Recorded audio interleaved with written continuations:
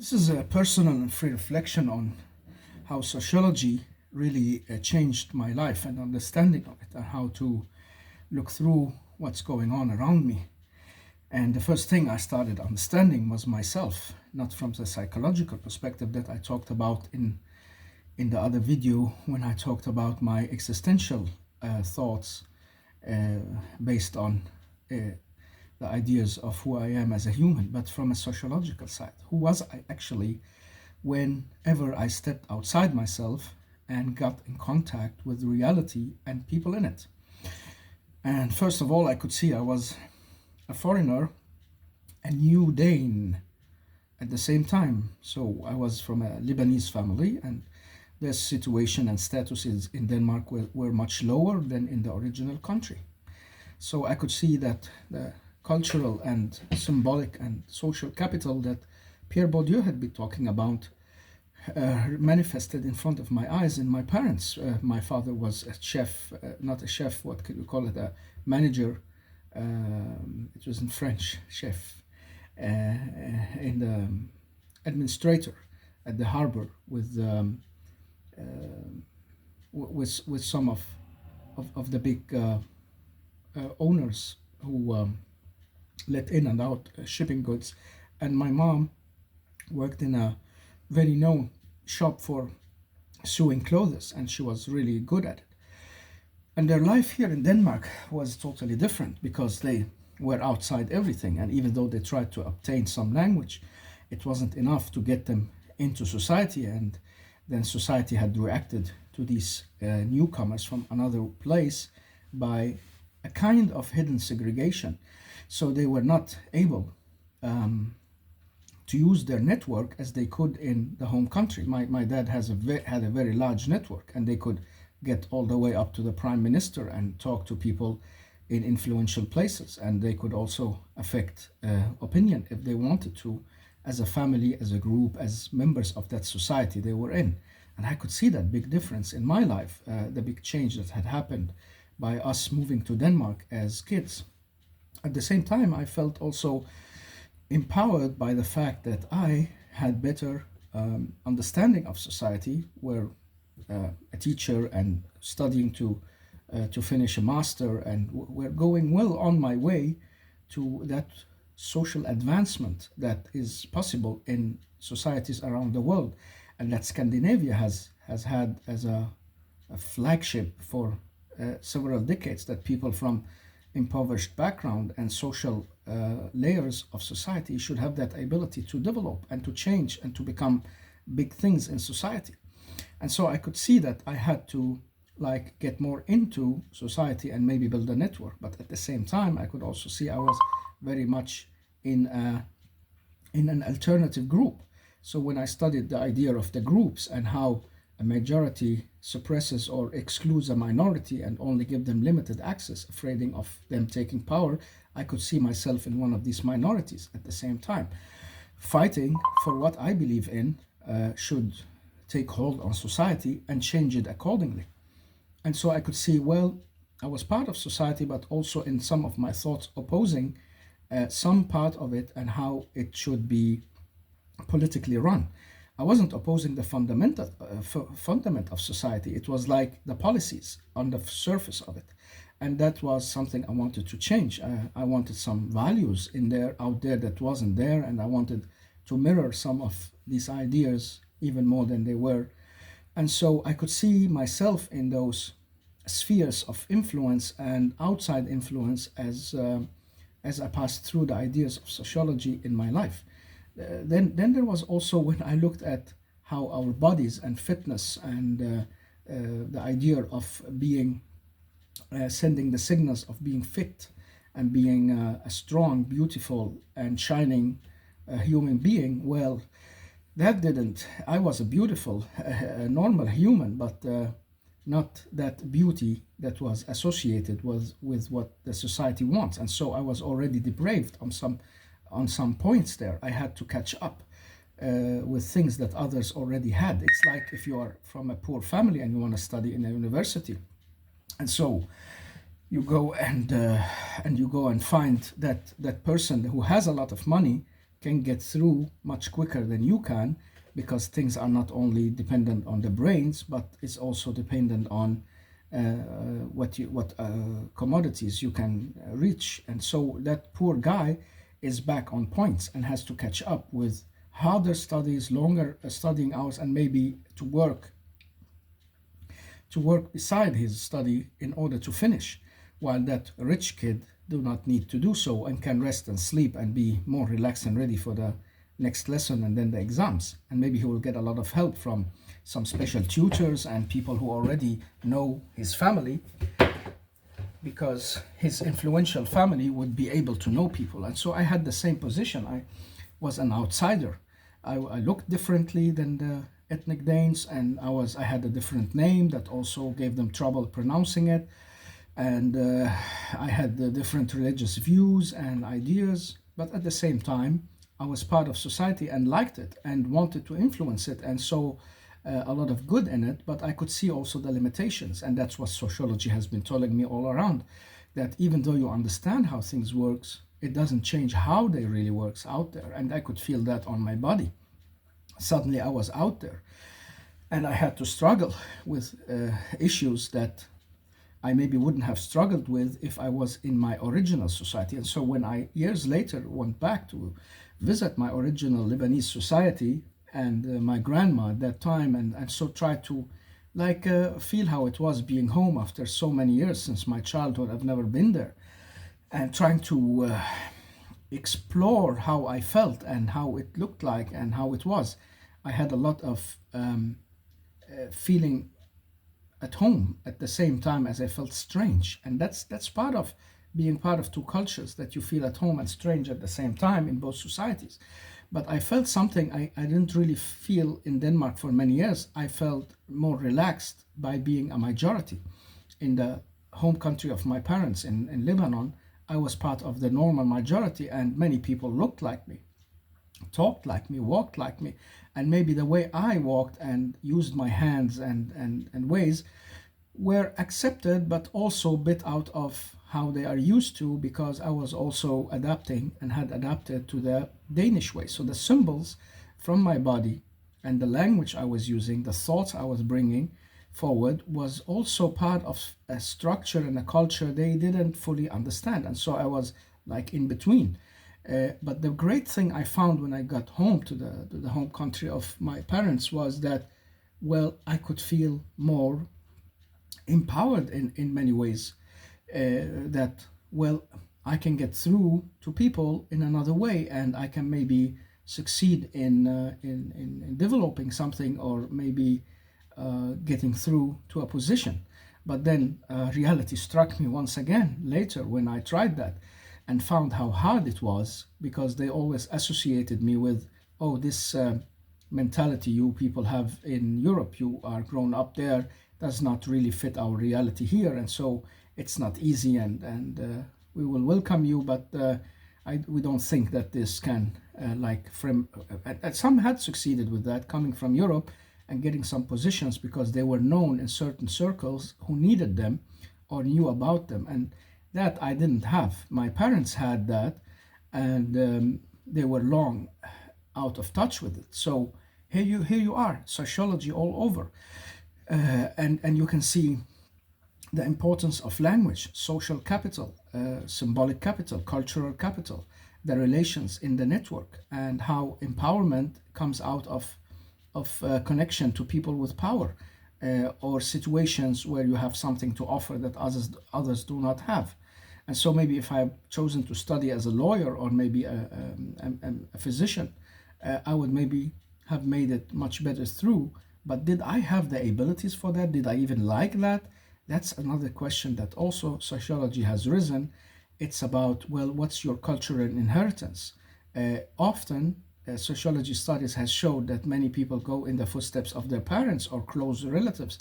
I had two uncles who were teachers, and I had some of my father's close friends who were teachers. And so, well, maybe that was more natural choice according to my abilities, and the social relations that I got into. it's not that we didn't have dentists and lawyers and physicians in our circles. I certainly did. I did have connections with good, very high educated people in the brotherhood organization I was part of, and so it was like, but it was all an alternative way of being. And later, one of these people got a job, and the other had a big struggle getting into any job. And so, what is it that makes the difference? The personality, sometimes your looks, sometimes the place where you are living, the geography can also have an impact on how things go for you, because it depends on the mentality of the people you are amongst and how they see you. And so many places where cultures have been meeting, there is a stronger cultural integration and tolerance and multiple cultures all at once that really starts relating to each other much more than when you go live in a homogeneous area of ethnical Danes who do not like and have not seen people from the outside. And this is something I have to look back at. Why did my parents choose to live in a rural area, long away from everybody else, from their own culture? There was a small Lebanese community, but they certainly didn't want to become part of the bigger group that gathered together in big cities in the urban areas. But then I took them there later because I wanted to be close to my teachers and friends and religious studies, as well as my formal educational studies. And so we moved there, and I could see that we were again a minority in the majority of mostly people from other places, but had another ethnic background or another cultural background. They at least weren't Lebanese. I found out that the Lebanese were a minority here, and I was a minority in the minority because the circles I walked in did not have the attention of many Lebanese.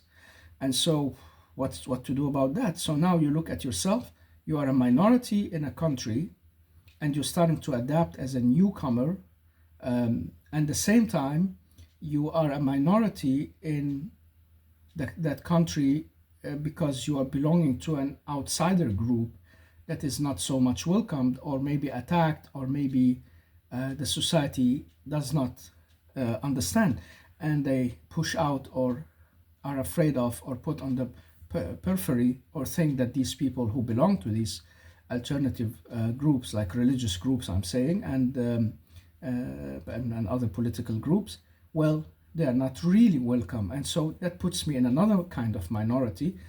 And then I was a minority inside the minority inside the minority. And well, it becomes a bit heavy in the end. And at the same time, you feel you want to fight for the social change, and you want to fight for the freedom and the rights of what you think that this minority you're representing should have. But the trouble in that was, for me, that the ideas that my minority were carrying did not really truly adhere to the ideas of society. So how to tackle that? What kind of bridges can you build without going into a cognitive dissonance or going into a split personality disorder and such kind of troubles? You have always to be true to one kind of ideas and beliefs, and at the same time be true to the society you're living in.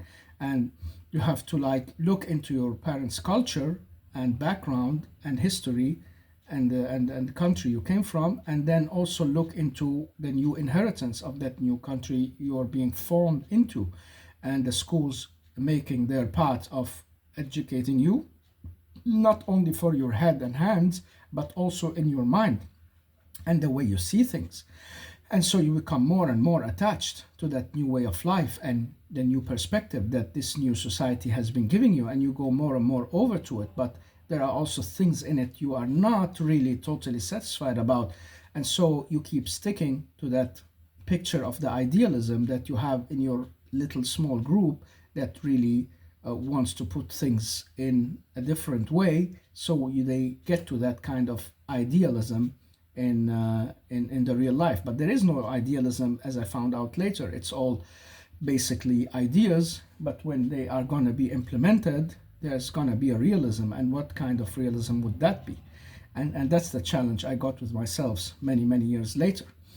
Another side of sociology I also really liked a lot is the one that's trying to speak about how we, in our both bodies and language and silent codes, are all the time sending messages. We are how we go closed and how we walk and talk and the way we react to things in a certain situation, and to understand what's expected of you in a certain context.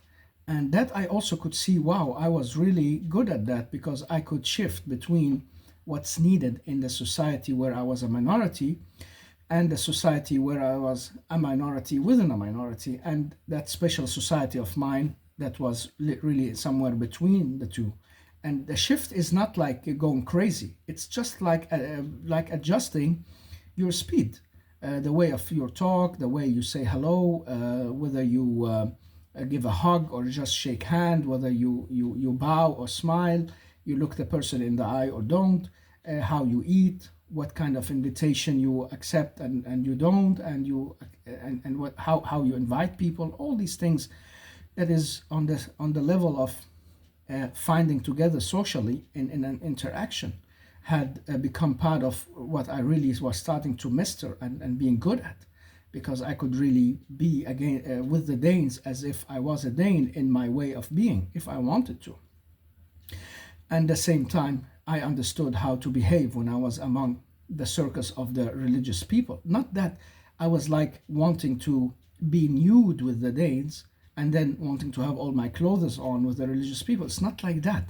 It's more like, well, when I go to a social gathering in my Danish school or with the colleagues who are Danish, I do not behave all in the same way. Like I go in and maybe I have to keep my shoes on, and they maybe will offer me something to drink in the door, and I will take it and say thank you and go around speaking to people. But if I go to the religious community that I'm part of, well, I would have first of all to take my shoes off and maybe go and say hello to the elderly first, and maybe sit down before I drink and do all this other stuff of talking and so on. Maybe it's not allowed or not good to laugh so much aloud or whatever it is that are the conventions of that culture.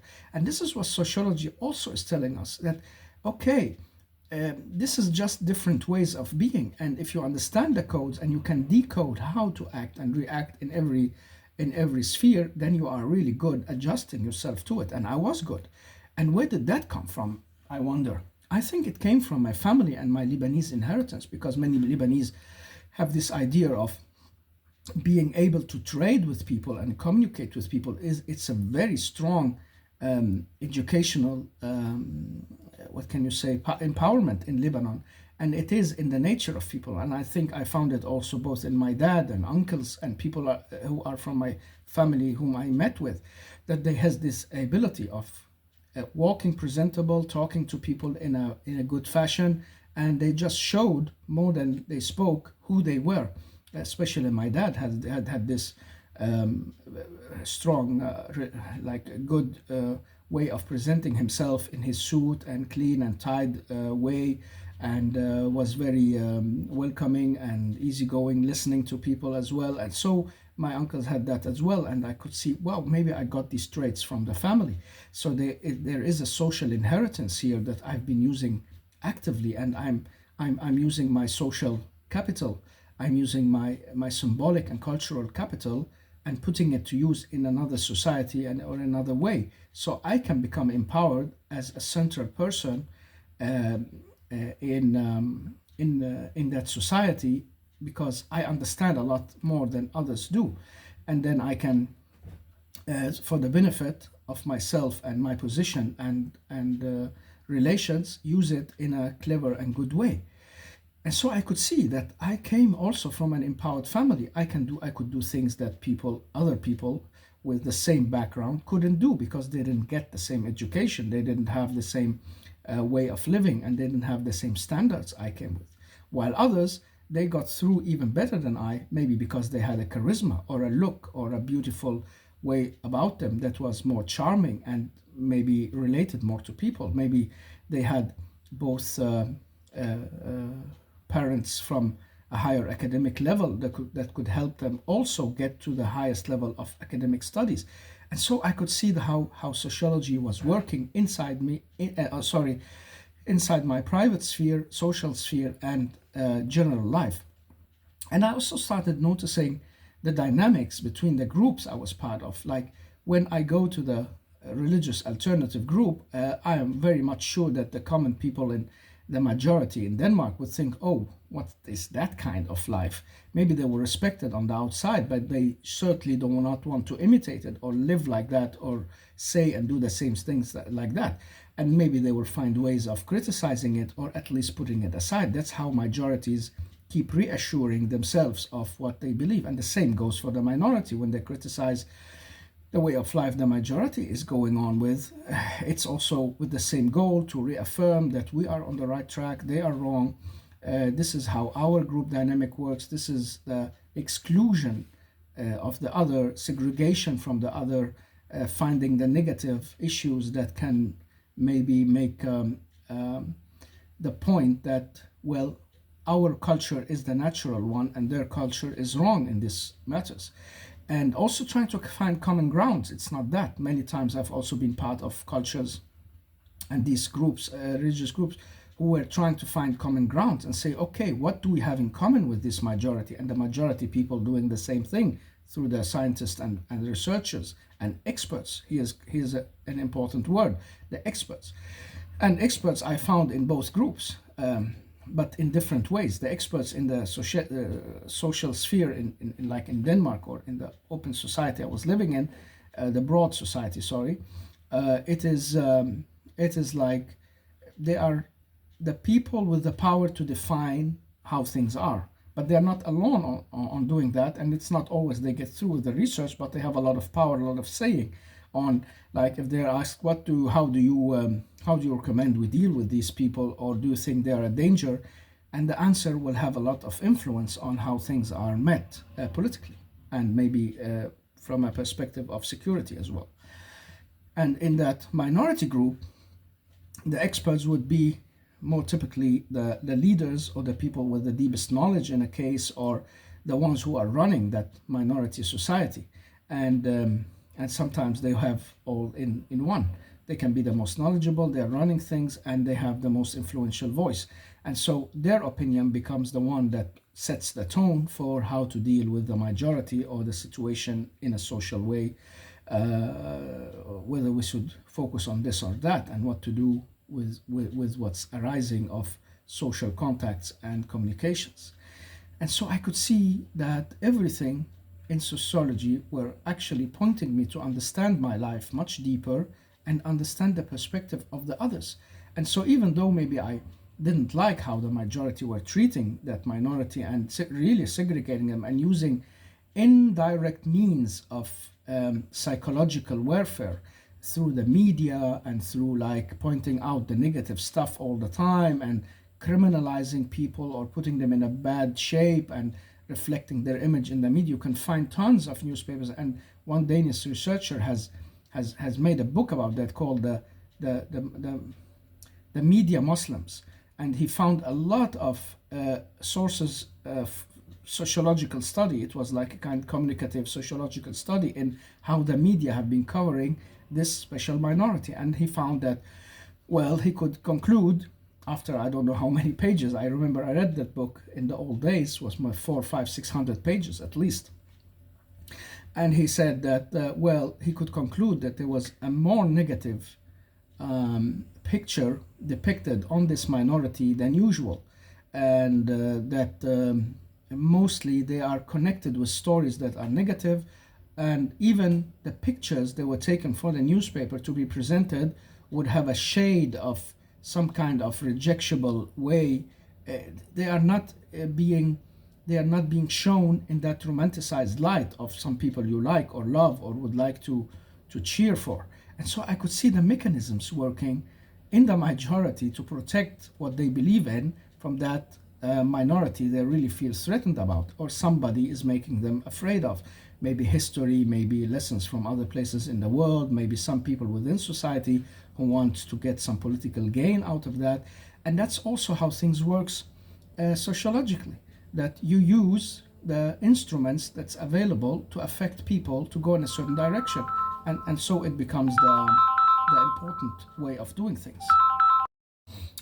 So on a deeper level, society is also based on power, and that power is used for the privilege of some people. And that was also something sociology helped me to shed light on, how privileged people can get to what they want more than depraved people, and how depraved people react to that by acceptance or by trying to follow the dream of becoming those privileged people one day, or maybe reacting to it negatively in a kind of disobedience to society, or maybe open revolution to it, depending on the social and political situation and laws and values that's surrounding them. And so I could see from sociology as well that, well, the way the political system is being introduced and practiced has a big effect on how much and how deep people will and can react, or maybe feel impoverished and outside everything, so they have to turn away from the society and finding a new loyalty. And I could, between all these lines, see that how the mechanism of keeping people attached to society, any society at all, and the religious societies, the secular societies, and the societies in between, whatever kind of values that have been accepted by a group or some people who want to promote them, they can use a lot of kind of mechanisms to use against or with and for the people to keep them in line. And so they can use it against that kind of disobedience. It can be punishment, it can be deportations, it can also be exposure to treatment and some kind of studies. So they want to like do something to change the reality of that area, so they do not feel that depraved as they have been. And all that influenced also my thoughts on, well, how should I be looking at how things are being made out there, and what are the possibilities of really changing your social stratosphere, if you can say so, like changing your layer, the place you belong, and becoming more empowered. Is that a possibility, or is that totally out of the question? So is this society I am in Denmark basically, and later in Greenland, is it a society that gives that potential possibility that I, who come from a very impoverished family, refugee family, and not really originally Dane, and not so privileged as so many others. We were a relatively very poor family living on social help, at least my parents for many years. They never got to start up any business that succeeded, and they never could get so far so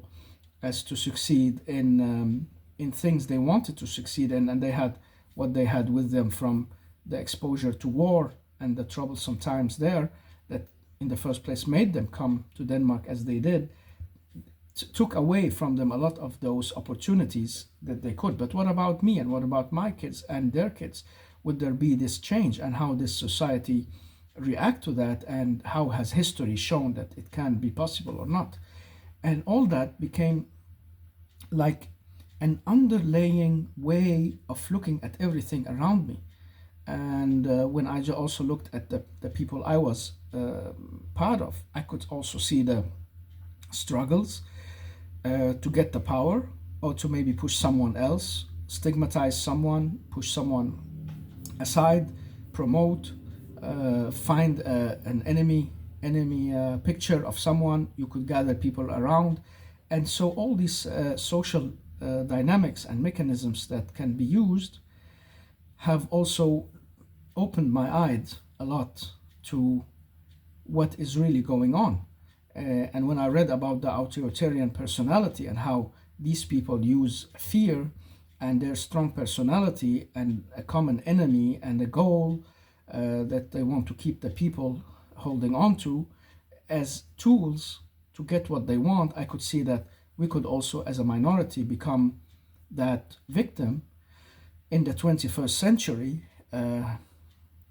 that the Jews had in the last century, because the Muslims were really not really liked anywhere in the world because of some of that violent reactions that had come out of some of the groups and some of the visions that several of these Muslim and Islamic groups has on the West and societies and the changes they wanted. At least you can say they were honest about it and saying really what they want, but many people were not.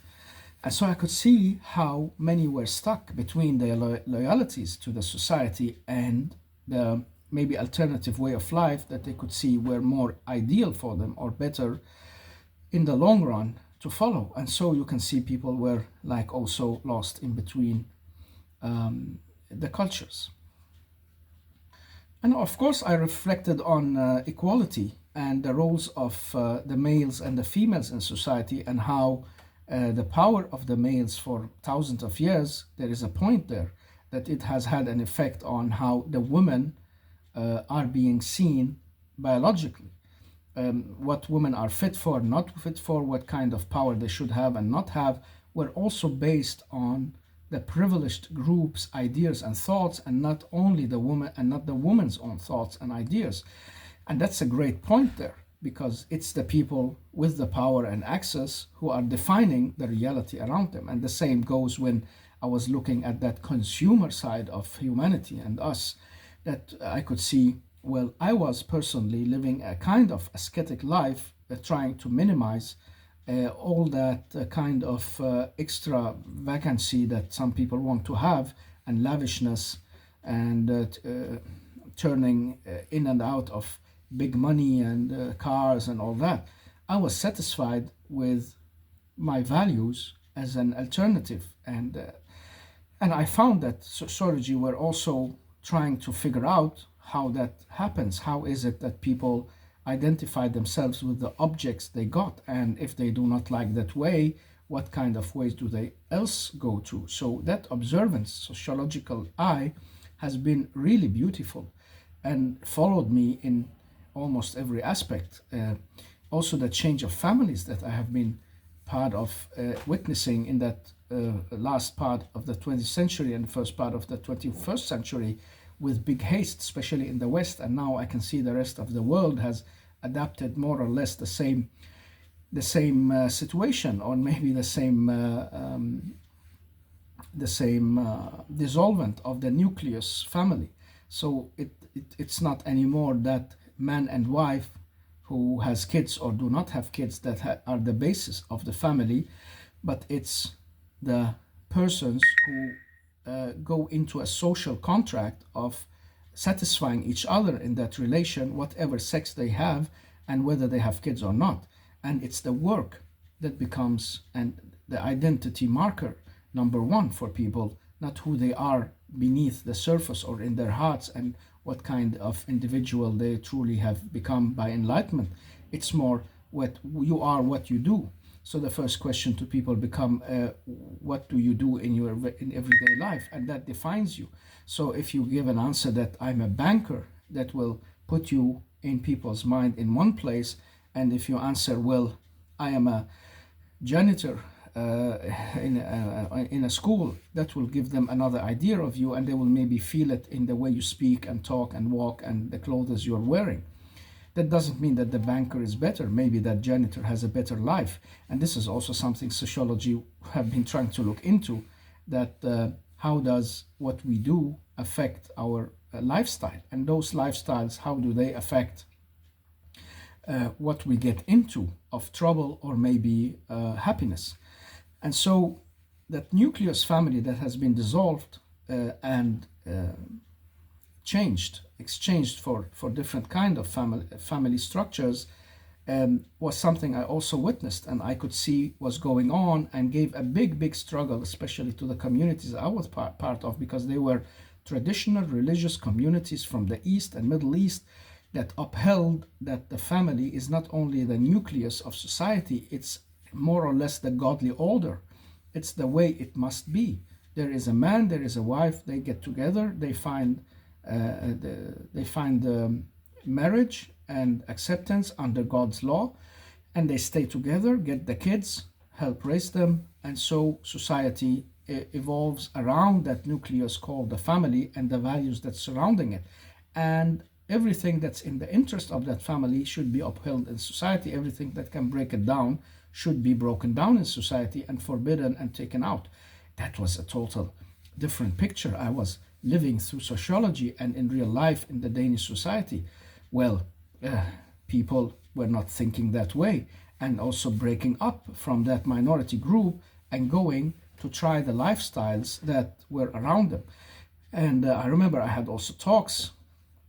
One day I visited in all secrecy two women, one woman with a background close to mine, who had fallen in love with another woman and went to live with her, and they did it a bit secretly because it's not accepted, and she was a little bit in conflict. She didn't want to hurt her mother or something, and so I could see the breakup inside those communities as well, trying to go in another direction whenever that society allowed it. And so I could see that there is something going on here that is interesting for sociology in one part, but also interesting on how the reactions are to it from another part. And yeah, sociology, of course, has helped me to keep that cool look on things, to understand that, well, one thing is what you believe you want to happen, another thing is what is really happening. And so if you can adjust yourself to that, you can stay overzealous in your values and the belief you're fighting for, but at the same time, you will have that sociological look from the side. You will see, well, I can see that this group has gathered together because they have the same ethnic background, the same geographic and cultural background from the same place they all came. Well, where do I fit here? I really don't fit. They've accepted me more or less than like a guest. And so you start looking, how do they interact, and what way do they raise their children, what kind of values do they do occupy them, what are their lifestyles, how do they look at society, and how do society look at them. And so all these things becomes like double-sided in many ways, and that's a very, very special situation to be in between two groups, pendling between them, and I know 1,000 others who have the same and can express the same ideas. And so pendling in between them, or choosing side one over the other, or trying to make sense of both.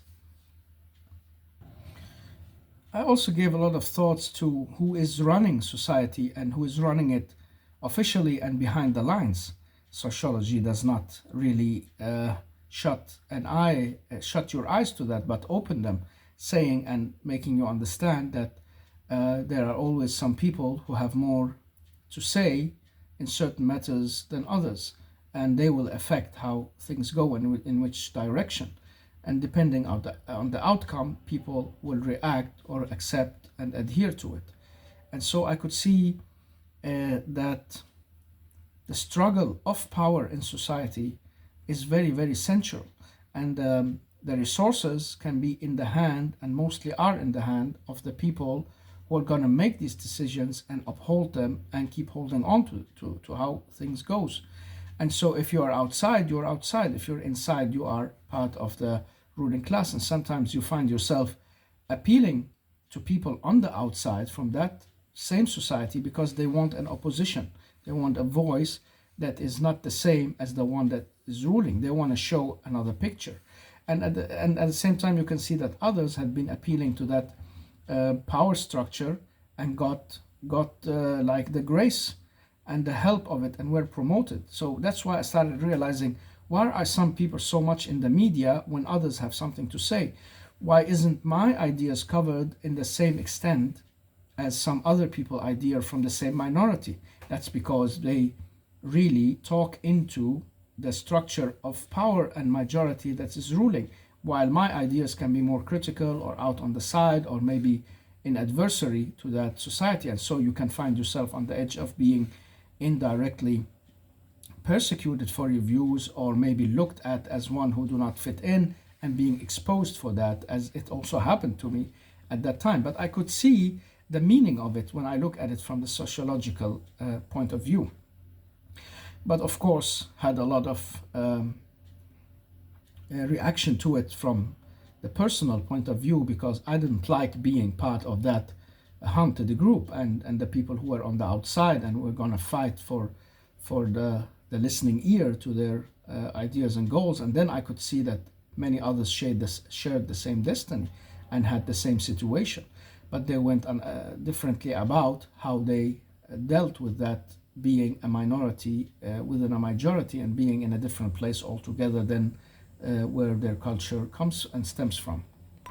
And so, how power structures work and total control of society, the, the, the hegemony of one culture, the assimilation of the minor group or persecution occupied me a lot, because I didn't like it and I thought it was against the human values that we should all share, and the values of freedom and liberty that we all should and must adhere to. At the same time, I was part of ideas that oppose these majority ways of thinking, and maybe the state would see that as a sign of danger and trouble, and would do anything they can to avoid getting into that situation where things clashes and they get into a civil war.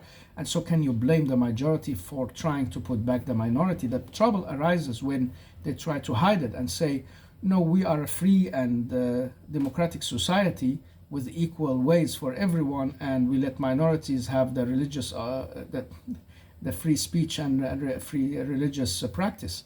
And when you say that and at the same time use mechanisms to keep that minority in check and hinder them in growing to their full potential without any control or divergent or any kind of total suppression or surveillance, well, here you become in contradiction with your values as a society, and so you become double-faced and double moral.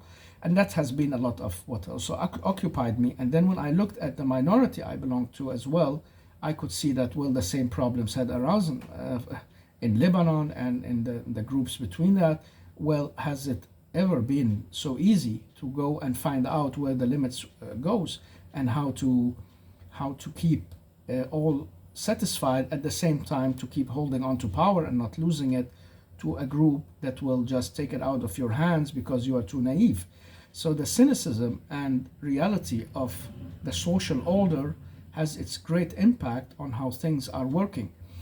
And so it became a very, very great thing to read and listen about how totalitarianism works, how authoritarianism works, and how dictatorship and tyranny works, whether directly or indirectly. And so some people also in the West started talking about the tyranny of the majority, or maybe the authoritarian face of democracy, and so on. So just to say that, like one people can suppress another and one man can suppress a group, the majority can suppress the minority as well. And the tyrannical side of liberties can become a mean to suppress everybody else's liberty. And with technology, things becomes more possible. And then I could see another side altogether, that we are in a global village. Suddenly we came into that openness after the 90s and the fall of the Soviet Union and the end of the Cold War, where countries became more and more open for trade and relations and exchanges and travels. And so we got to be close to what was called the globalism of economics and the global village of cultural exchange. At the same time,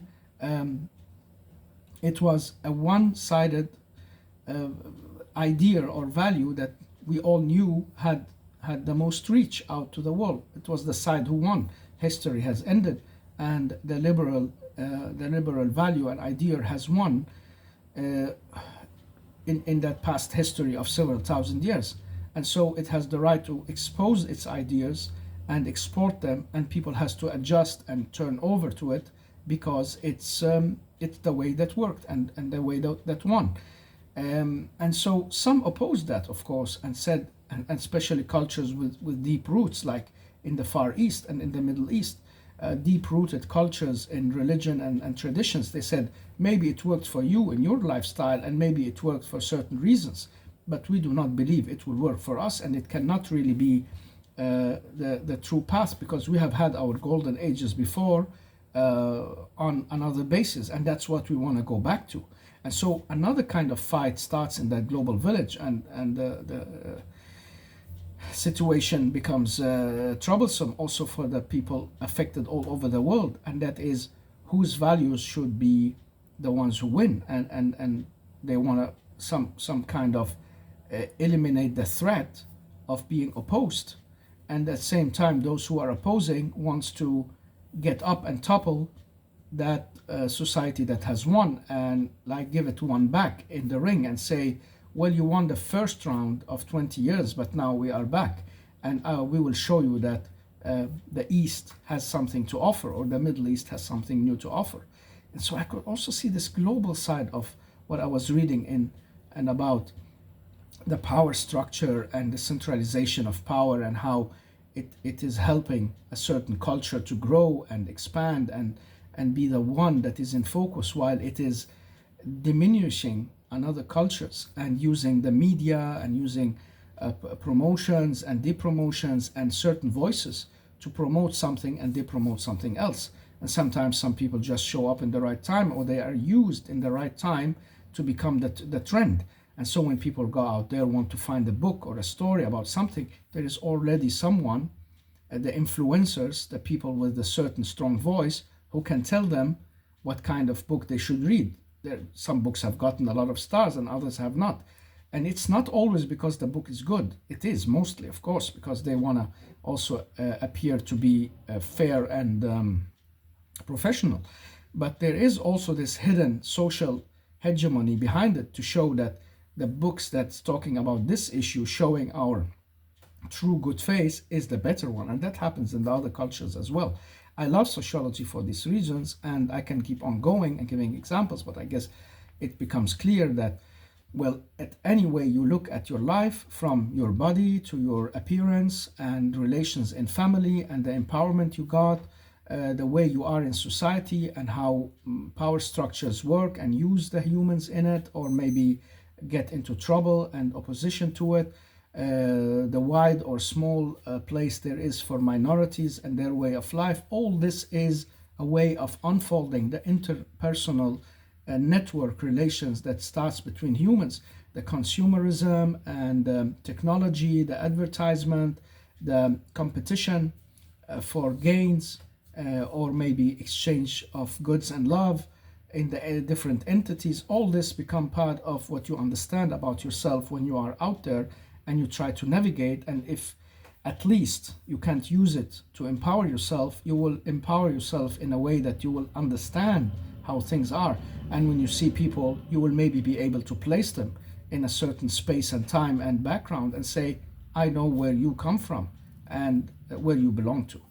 And so I love sociology for this and other reasons, and that's why I've been going through that book. I hope it will reach the right people who need it, and maybe will be listening to it. And this was my personal attachment to that story, so like a case, if you want to say so, on that use of sociology in real life, and how it became very important for me to navigate and understand, and maybe try to bring myself there where I can use it to some good in a way, and also as an eye-opener for us. I do not believe that societies can become ideal. I do not believe so, of both practical and ideal reasons. I do not believe that the idealism of religion can be practiced in this life at all. And I do not believe that the idealism of secularism can be practiced at all, human rights and all that. But I believe that reality can be shifted and adjusted to get closer to something that we all can find our harmony and balances in. It does not need to be these struggles all the time and the fights over the power. It can also be a kind of corporation within that power that accepts that some people have more, others have less, but they all work together to get to the same basic needs in one way or another, and to get some extra goods and needs depending on where you are, how you are, and that you get the acceptance of that, because this is the best you can do in society. And so you can avoid civil wars and a lot of troubles by that. And this is the Scandinavian model that has been trying to like show itself to the world the last 50, 60 years. Maybe I should talk about the Scandinavian model based on the book of the Nordic Secret by the very clever author Lina Andersen. Maybe I should do that as well. So thank you very much, whoever you are who came so far and listened to this. If none has got so far, then I thank life for giving me this opportunity to even give this talk in freedom and in peace and tranquility.